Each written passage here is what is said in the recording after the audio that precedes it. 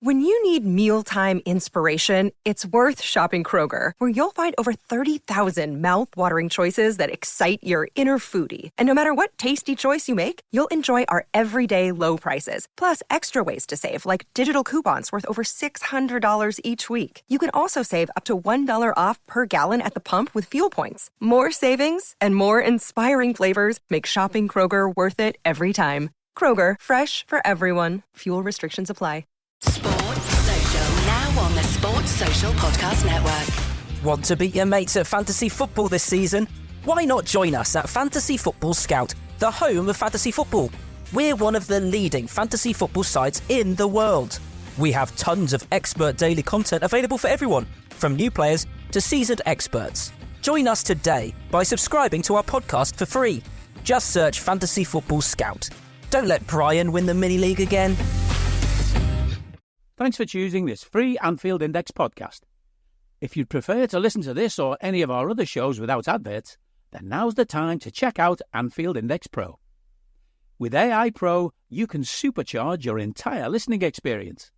You'll not only get all of our podcasts without the ads, but you'll have them far faster with our Quick Publish feature available exclusively for subscribers. AI Pro also puts you in the heart of our sound studio, with an option to listen to many of our shows live and interact with the podcasters in real time as the shows are recording. Upgrading couldn't be easier. AI Pro is available on all popular podcast platforms. Just head on over to AnfieldIndexPro.com and get started today. Hello and welcome to another episode of Scouser Tommies on Anfield Index. I'm Jim Boardman and I'm with Jay Reid as always. And still pre-season, still waiting for the real season to start and get going, but not long off now. We're well into August. Players are back off the holidays and back off the summer excursions. And although we've not necessarily seen all of them back in action yet in the pre-season, it's not long now until we see them all getting involved and we can see what Arne Slot is really thinking of them. He was waiting until he had them all sort of together before he went out for any transfers, according to some of the quotes I read from him. He's nearly got them all now, and that means that we've had a bit of a flurry of activity of potential signings, but we still haven't got any across the line, have we? We're still waiting on that. For some people, that's panic. For others, it's like, well, it's just summer, isn't it? I tend to kind of stay out of the transfer window stuff because I've had too many summers in the past where I've just been basically distraught over things that have been going on, and I think it's easy just to wait until they've signed and then decide what you've got rather than being sad about what you've not got. But it's hard not to avoid it. And around this time last year, of course, Liverpool were in for some expensive players that Chelsea bought, that kind of thing. But we'll wait and see what comes of it. But we'll have a chat about that now and see what we think about all of that. Jay, summer has not been sort of mad for Liverpool this year. We knew the new manager was coming in. We knew we'd have some pre-season games. We hoped we'd get some transfer activity at some point, but it's not been like other seasons where we've kind of got them out of the way nice and early, got new signings in. The only transfers we've seen are those who are leaving either, end of contracts and stuff. So it's not been sort of an exciting summer for a lot of people, but to me, I don't mind. It's just what matters is that we're ready when the season starts. Yeah, I think, it's a cold, silly season for no reason. And, as you said, anyone who with a level-headed sort of, sane approach to the transfer window would have actually listened to what the new sporting director, Richard Hughes, said, which was, it'll be a quiet July because there's numerous things like Copper, Olympics, Euros going on, and then he expects things to pick up in August and the crescendo at the end of the window. And, the man has stuck to his word. It was quiet on all fronts, not just for Liverpool. Like a couple of transfers have taken place, but mainly as a whole, not many big moves were made while the Euros and Copper were on because, most big-time players were representing the nations. And there's not many, with all due respect, Republic of Ireland players knocking about at the highest calibre of the game, at such events because they weren't. So, the Welsh Xavi, Mr. Joe Allen, Those days are gone where you can pick up in before the summer football events take place. So, it is sort of picking up. We're seeing moves across the leagues, across Europe, look at what's happened in the last few days, in terms of Man City, Alvarez going out or whatever. There's talk of obviously Zubimendi with us. Chelsea are always busy. I've seen today, Newcastle have picked up a player from Sheffield United. The wheels are starting to turn, and as the season gets closer, I think we'll see a bit more movement and action on the whole, which, Richard, you said was what's going to happen. So, I'm sort of just looking forward to Premier League action coming back. I've not really paid overly too much attention in what's happened in pre-season, either on the field or off the field, because, you do also need a rest from football. And international football, as we know, isn't a key attraction for the Liverpoolians and Liverpool fans in terms of watching the nation of England play. But there's also an eye on, just what is happening in the world of football. But you do need that break. And it's been a welcome break. And I think, the results and the small highlight packages I have seen from the Americans sort of whetted the appetite in terms of there's things that we can look forward to in a positive light. It's going to be a little bit different, obviously, new manager, new setup, etc. But there is things to get excited about. There's different sort of ways of playing football, as they say, more than one way to skin a cat, is the thing is to say. But there's optimism there, and I think, if you're not delving yourself into social media 24 hours a day, there's actually, more to life than the silly season that is transfer window. Yeah, I mean, just get this out of the way as well. I think it's worth mentioning something that's going on, and the mention of social media reminded me of it, and the mention of the England national team reminded me of it, because we get lots of stick as Liverpool fans for the Scouts not English stuff, for all the sort of booing of the national anthem, the lack of St George's crosses or Union Jacks on the Kop. I mean, there used to be some years ago, but it's very unusual to see such things now amongst the Liverpool fans that are going to games. There's a lot to all of that, and social media, of course, great place for transfer gossip, also a great place for made-up transfer gossip, and it's just a place where you've got to kind of use your judgment. And sadly, a lot of people don't use the judgment on social media. They read something that fits exactly into what they want to hear, and they just kick off about it in some way. And it's all right when it's kind of football stuff. It's irritating when all the sort of FSG out stuff starts kicking off because of some sort of almost conspiracy theory someone's come up with about John Henry or why the transfers aren't happening and all the rest of it. And people just sort of need to wind the necks in a bit and just sort of chill. That's my view, and that's just on transfer window stuff and footy stuff. But obviously, I don't know, it's just kicked off a little bit too much lately, and it's down to, well, more than a little bit too much, and it's down to sort of a lot of things going on. Basically, right-wing people, they don't like being called far-right. They don't like being called Nazis, but they, even though you'll quite often see someone with a swastika tattoo in amongst some of the fighting, and it's just been horrific what we've seen, and it all started the recent spate of stuff because the 3 little girls that died at the hands of someone who we know nothing about. We don't know what his motive was or anything else, but obviously it's a horrible, nasty thing to do, wherever. There's no excuse for it, and I'm sure he'll be dealt with as he should be. But the way everyone's kicked off, what sort of got me was surprised a little bit was that there was so much activity in Liverpool about it. But when, as time's gone on, I've realised that, I mean, last night there was a load of counter-protesters turned up near a refugee area, sort of place that looks after refugees, and there was rumours that was going to be targeted. And in the end, I don't know if any even turned up, but there were so many counter-protesters there that they wouldn't have had a chance to do any protesting.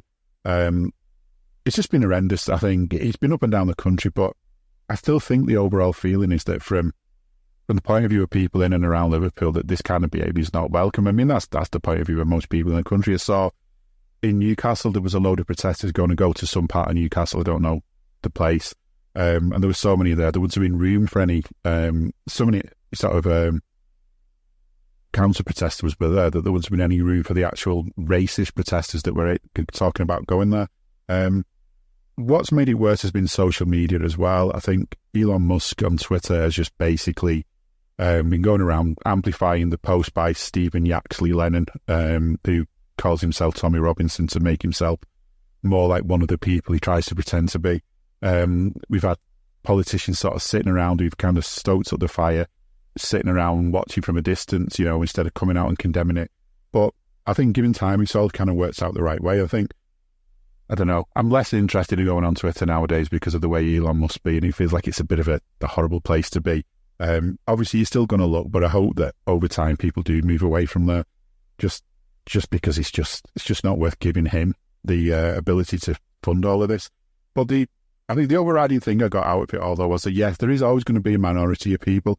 Some of the people that have been arrested are local. Some are locally addressed, but I believe I've seen some that aren't actually originally from the area, kind of moved here from down south and things. But that doesn't excuse it. Some of them are absolutely from around here. And it just goes to show that in every community, no matter how much the majority are a certain way, same with the Liverpool fan base, we talk about how we're great fans all the time, but there's always some knobhead somewhere in amongst it that's just does the wrong thing. But what I think we do as Liverpool fans is we tell each other, we educate each other. If someone does step out of line, they'll be told why it's wrong and they'll learn from it. And I think that happens in this city.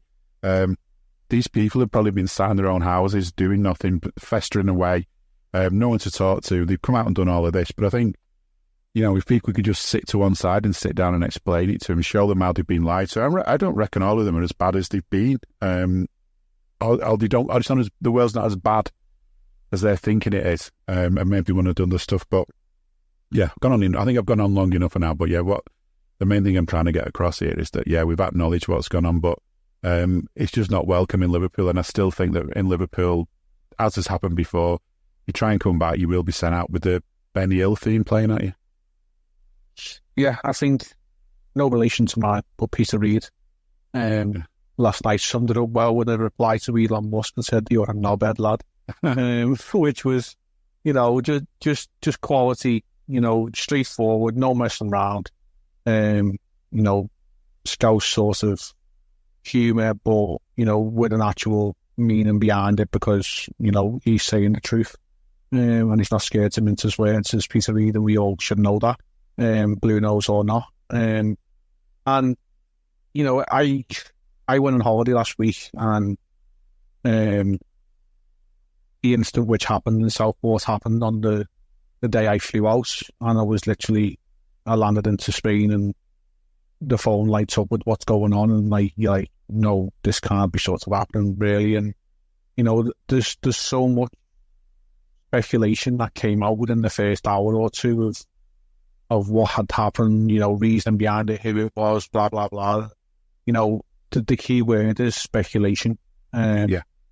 Because that's the bad side of social media. There's so much goodness of social media in terms of, we put ourselves on these podcasts and we promote ourselves through the platform of social media, and that we get, many great people listening to us, hopefully, and, the power of social media allows that to happen, and those who, have basically built Anfield Index on the back of, social media and what it is, and that's the goodness of it. But the badness is, it can allow, speculation and manifestation of false media, and basically it's allowing a platform for people to influence others. And you sort of probably referenced it correctly in terms of people are probably sat there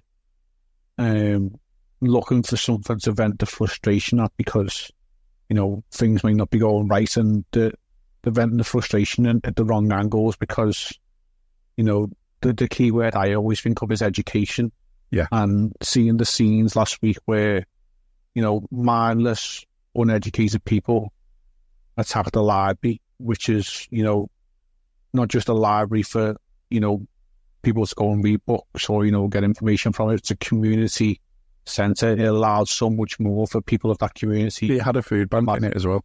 Yeah, no matter what the background, whether they were, people who were born and raised in the city, people who have moved to the city, people who were, of different races, creed, colour, whatever. It doesn't really matter at all. That was a community project. It was a community safe haven. And these uneducated people have got an attack, a source of sanction and freedom for these people, and a place of safeness and well-being. And that sort of just sums up the lunacy of what's going on. That, what are you gaining out of that amongst all the other shit that's going on?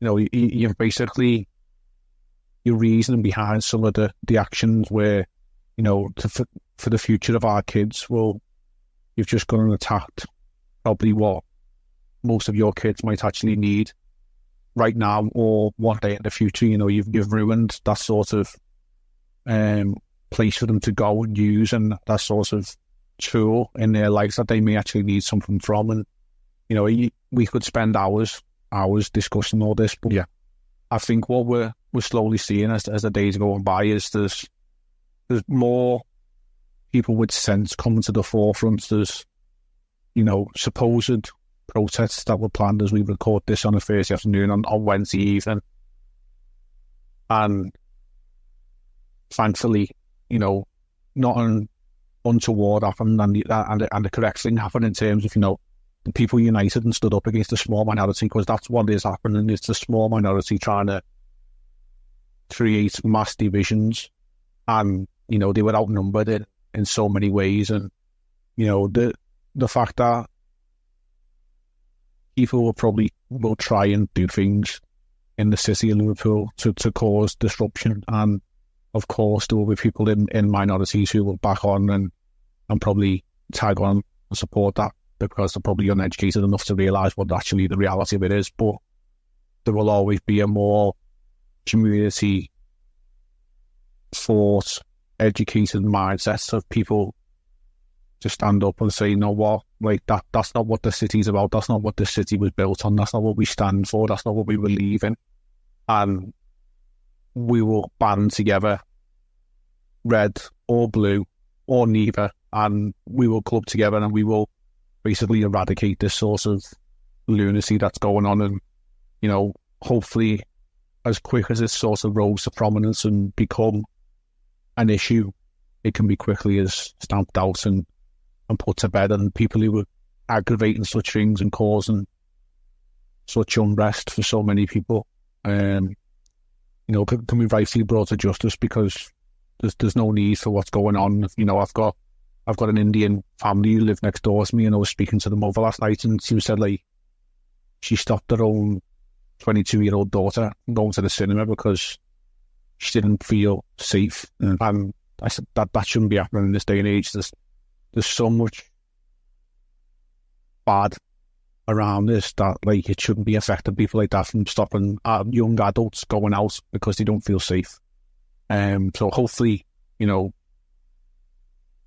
we can just get back to speaking about more important things in life, and that's not just football. There's so many other actual genuine issues and problems in the world, but we can get back to focusing our attentions in areas that need them, and not allowing the spotlight when the microphones for these minority idiots to sort of promote such idiocy that they're doing, basically.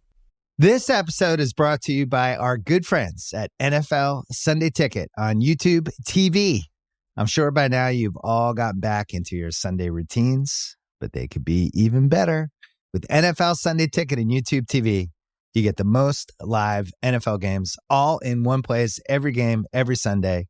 And you can even watch up to 4 different games at once with multi-view, one of my favorite inventions of this decade. It's exactly what you need to catch all the action.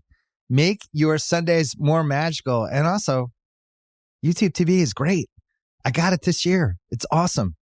Sign up now at youtube.com/BS. Device and content restrictions apply. Local and national games on YouTube TV. NFL Sunday Ticket for out-of-market games. Excludes digital-only games.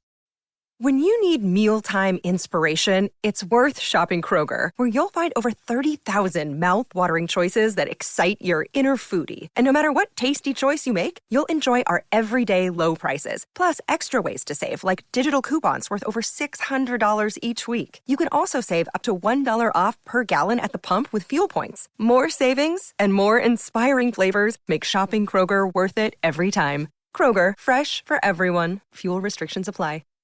I don't need a VPN. I've got nothing to hide. Ha! This is what I used to tell myself before I hooked up with LibertyShield.com. Not only is my home internet now fully encrypted, but I can now access all the websites I want, whenever I want, and do so from absolutely anywhere. As a Liverpool fan, I love to know I can now watch every match, regardless of whether it's on UK TV or not. My Liberty Shield VPN makes sure nothing is blocked and guarantees me super fast streaming speed throughout that match. You can get connected right now with their software package, which includes a 48-hour no-obligation free trial and instant access to their apps for Apple, Android, Fire TV, PC, Mac and Android TV. Or go a step further like I have and get one of their pre-configured VPN routers. These small but powerful devices allow you to easily connect every device in your home to VPN, making it the perfect solution for smart TVs, Mac boxes and games consoles. Visit LibertyShield.com today and use coupon code AIVPN25 to get 25% off at checkout. Yeah, they've had enough oxygen, I agree. I mean, I know, same kind of story, someone I know was meant to go and pick her sister up from the station last night, but they decided that she'd come home this morning instead because they didn't want to risk. They don't live in Liverpool, but they didn't want to risk going to the station to pick them up because they could have been targeted by these idiots. I think, I don't know. We, as you say, we could go on and on for hours about it, and it's just not worth it. It's not worth giving them any more oxygen about it. But certainly, I'd be up for doing podcasts on it and things if we ever needed to. But maybe it's not our place, because our place is here where the things that we get angry about on here should be just things that don't really matter, because we can be as wound up as we want about stuff. Then we should be able to say at the end of it, but it's only football. It's the thing that keeps us going, things that gets us through a week, thing that we look forward to. It's the distraction from the real world. So let's hope we can keep being like that with football, and let's hope there's less for us to be distracted from in time. And we actually have good reason to be annoyed with it, because it's actually the most annoying thing in our lives. But let's see. Hopefully not. I don't mean that we want it to be annoying, though. Don't take that the wrong way. One thing that before as well we get onto all the other stuff, I noticed today Liverpool have got a new sponsor, a new type of sponsor, one that we've probably had these before, but the announcement was Liverpool FC welcomes Lucozade as the club's official sports hydration partner. There's so many partners in this club now that we've got. But I wasn't thinking too much of it. And then in the sort of press release, they reminded everyone that how far back the partnership goes. And it goes back to the early days of Lucozade Sport and the John Barnes advert. Do you even remember that? When he sort of, when you seen it later on, Yeah, I can picture it. Yeah. Lucozade original, wasn't it? The obviously when it promoted, it was just the orangey sort of drink. Is that right? I think it was actually just Lucozade Sport when they'd first launched it as Lucozade Sport. Yeah. I remember Lucozade in glass bottles. That's how old I am. But yeah, he was, he just sort of I can't even remember the full advert, but I just know right at the end, he sort of side foots the empty bottle into the bin. Quick sort of lesson there on not being a litter bug, looking after the environment. And then he's like, just says ever so quickly, gets to your thirst fast. And he was just so, proper little catchy line he came out with. And I think, yeah, I mean, I don't know if I bought any because of it. I don't think it actually works for me, that kind of stuff. But I do remember the advert. Do remember the player. And it's mad to think that, look how many people are sponsors, or not, how many different sponsors we have now. But yeah, Lucasade's joined in and got back on the party with us. And I'm convinced half the time, though, when you see players in matches and they're sort of holding some branded bottle and swigging away, they've not got, in that bottle, there's not what it says on the side. They're not all drinking whatever that brand is either, way. Well, you know yourself as an F1 fan. There's not a chance that Max Verstappen is chugging cans and bottles of Red Bull or Lewis Hamilton is knocking back litres of Monster energy drink before he's also sit in the car for 2 hours. It's key hydration, probably, water, maybe with like electrolytes in them or something like that to sort of keep the body sort of hydrated and the mind as focused and as clear as possible. It's just all sponsorship brands. But, I seen the deal itself and it sort of made out as though like it was, a brand new thing. But it's not. I can always remember, like, there's always been that, bottle, well, the water sort of case on the side of the pitch with Lucozade bottles in, and I'm pretty sure, we've always had Lucozade unless it's, maybe, an increased sort of financial reward that they feel as though it's sort of something we need to make an issue of and make aware. But, again, that will then only buy into the crazy fools who think, oh, well, we've got an extra couple of million. Where's the Lucozade money, John? We're starting to sound like Evertonians with the Arteta cash down. Let's not fall into that realm of fandom. But yeah, I can see the shout already coming out with the Lucozade money, John. So, if they can spend it, then it will be quite humorous if someone can quote and say, well, that Lucozade cash sort of tipped the player over the edge and sprayed it for us in whatever they sort of need that might be to persuade the players to join them.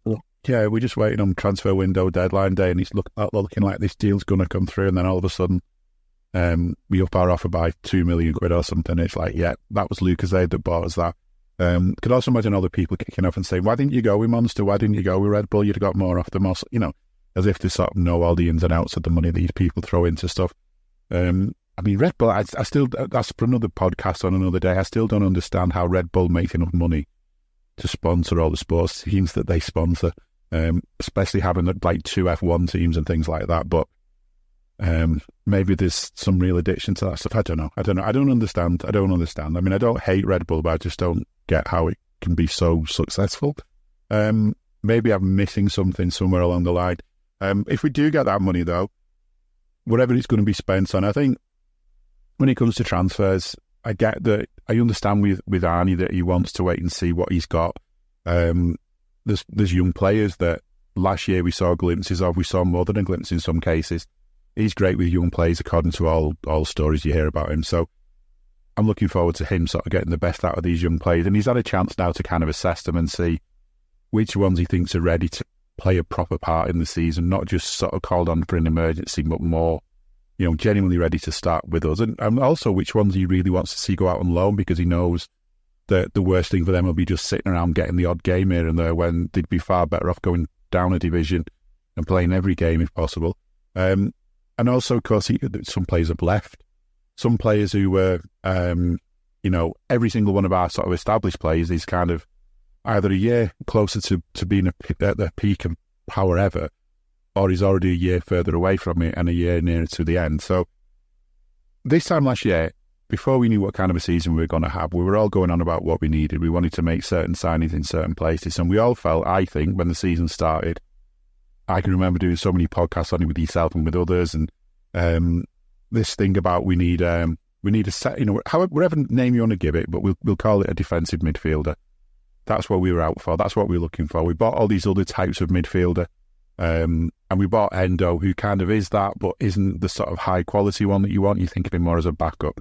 So we started the season, we ended the transfer window, and we're all thinking, where is that player? And it seems that if the reports are true, there's one lined up that might finally fit the bill. I don't know that much about him because I don't follow these things in that much detail, but what I have read about him briefly is that Zubimendi could just be exactly what we need, because it's not just about bringing someone in to fit into what we had last year. Now, we're probably going to be playing differently this year, and he sounds like he's ideal for the kind of stuff Slot wants to do.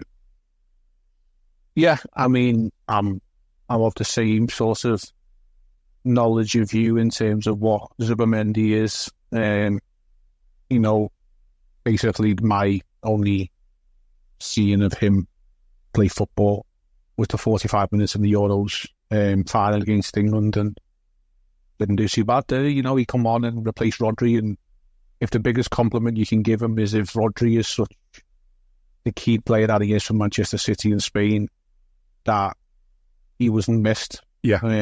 You know, and he came on and, you know, they continued, you know, some might argue that Spain were more dominant in the second half of that game in possession. And by all accounts, you know, we're going to be more of a possession-based side this season than Arne Slot, rather than not the heavy metal that Jurgen Klopp sort of brought to us at the early sort of start of his tenure. But the sort of chaos that probably ensued towards the latter end of his management in Liverpool, where it was, you know, we could create chaos at times, and you know, we were a lot high energy sort of football in spells. I think this one, this guy's probably looking more towards, you know, focusing that energy for sustained periods, and you know, using the ball, letting the ball do the work. You know, it's a very old saying, is that, you know,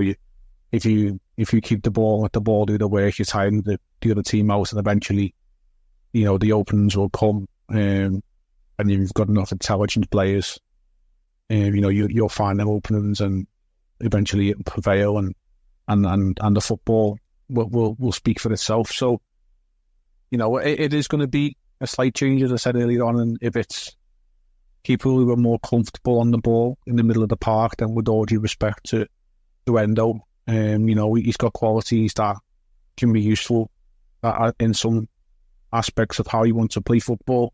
But I think, you know, without being too harsh to the guy, you know, mobility and press resistance and, you know, football IQ are probably not on par with Zubimendi. And that's why, you know, Arne Slot has probably looked for a replacement. And I think, you know, the couple of reviews and highlight clips that there was going around from the pre-season friendlies, basically, yes, caveat, it's pre-season, yes, players are rusty, you know, they're trying to build the fitness, but Endo looked like he was a couple of yards off the pace compared to others on the field. And, you know, it's probably not given himself too good of a first impression. And, you know, there was times last season where he was impressive in games, but then he was part of that where he also, you know, did look a little bit behind the level that we needed. And maybe, you know, as you said, rewind back 12 months, we were all open for the all-action, destroying defensive midfielder, and we got what was seen maybe as a stopgap, and that stopgap helped in certain games, but also may have also been a slight hindrance in others. So on the basis of a whole season, you know, we probably got what we paid for in terms of the money and the outcome, but can we improve on that?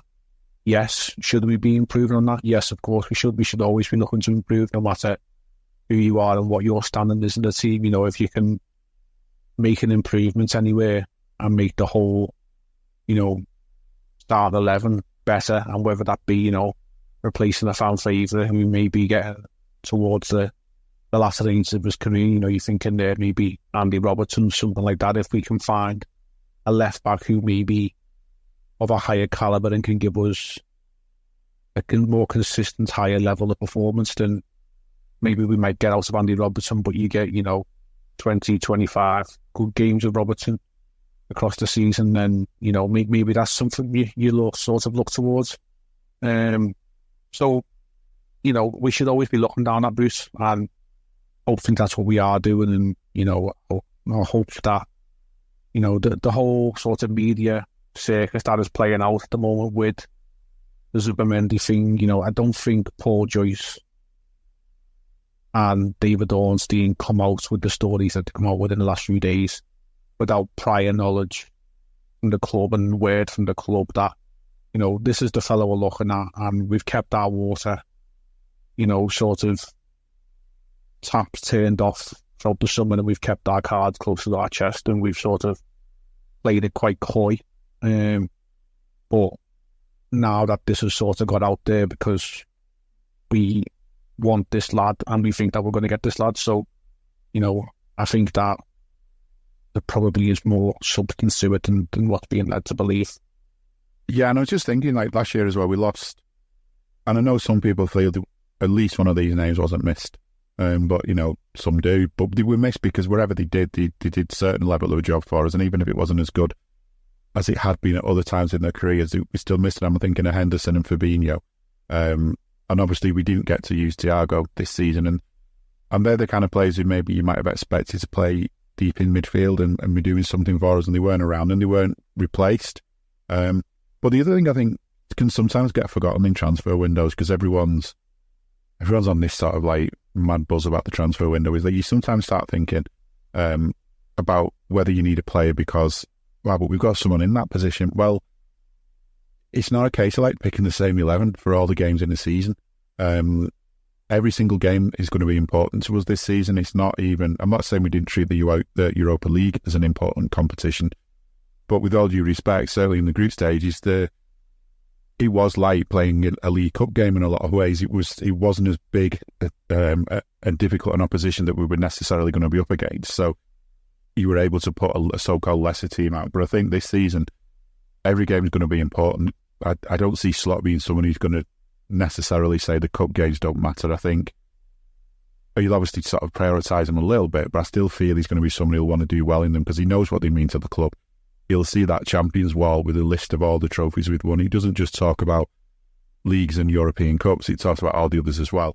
So he understands what they mean, and I think it's important that we've got enough players to kind of cover us, so that if there's a need to rest a player because it's been intense, if there's a need to rest a player because he's got injured, I mean, ideally we've got enough players that we can rotate them enough that, whether that's they miss a game here and there, whether that's the only play 60 here and there and stuff like that.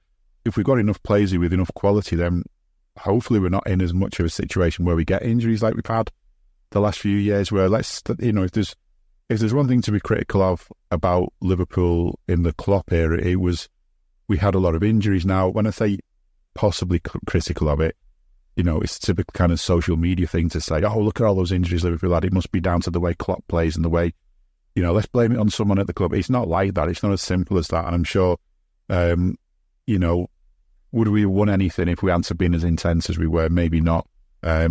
Would we? I really don't know. And I think it's just about if we'd had enough players, maybe they wouldn't have been as intense, and maybe that's been the issue at times.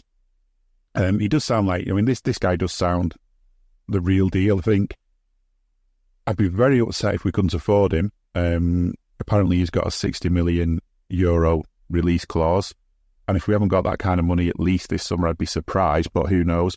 Because the interesting thing as well, I was thinking about the reason there's not been a lot of other signings this summer. There was a little bit of a sort of flurry just before the end of, like, where the official end of last season is, which I think is is it 30th of June or wherever?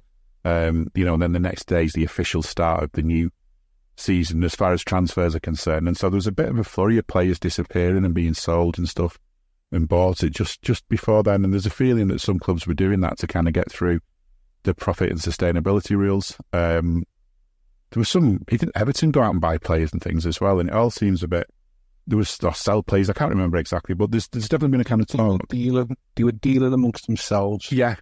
It's probably the best way describing it.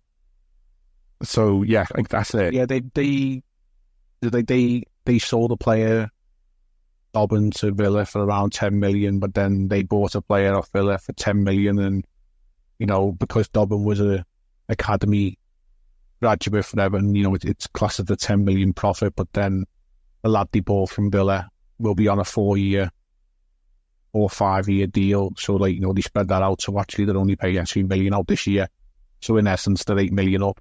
And you would all deal amongst themselves, wasn't it? Well, it was Newcastle, Chelsea, Villa, Everton, and I think Forest as well was also involved, and they were all sorts of, shuffling the decks, fiddling the figures, and even now you've got Conor Gallagher going to Atletico Madrid for around 36 million, I think it is, or something like that, 40 million euros roughly with the conversion rate, depending on where you change your money. And then Chelsea are getting the lad from Atletico Madrid for around 34 million. on like a 7-year deal. Yeah. You know, so it's the moving counters around, aren't they? And, you know, the bending the books and, you know, fiddling the finances, whatever they want to do to try and... Hey guys, it's Eddie Gibbs from Anfield Index here. I hope you're enjoying this podcast, and I'm sorry to call time on the show before it ends. In the current climate, it's tougher than ever before to offer podcasts for free. At Anfield Index, we produce over 75 free shows every month, which I'm confident is unparalleled in the LFC sphere. Whilst we'd love to offer everything for free, the production costs now make this impossible. That said, we don't want to follow the model of other channels and lock all of our content behind a paywall. So what we've decided to do is to continue offering every show for free, but cut that offering to 30 minutes on our longer shows. So to get all of our shows in full and enjoy the best of everything we have to offer, we really hope you'll consider supporting the channel and signing up at AnfieldIndexPro.com. For about the price of 1 cup of coffee, you'll get every podcast in full with 0 ads. You'll also get access to our LFC VIP community, where you can enjoy live podcasts, engage with our podcasters, and chat with other Reds in real time. So that website again, AnfieldIndexPro.com. Join today. Sports Social Podcast Network.